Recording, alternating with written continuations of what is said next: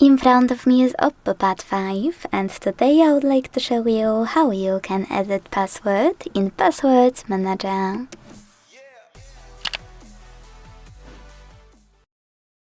First, open Settings and scroll to hit Google at the bottom. Now select All Services. Scroll again, and this time click on Autofill with Google over here. Finally, after entering Google Password Manager, tap on any password you wanna edit.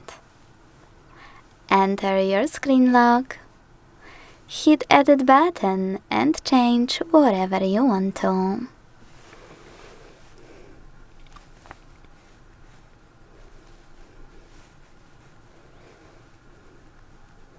Once you're done, hit Save at the top right corner. As you can see, my password has changed. Thanks so much for watching. If you enjoyed this video, leave a like, comment and subscribe. Bye!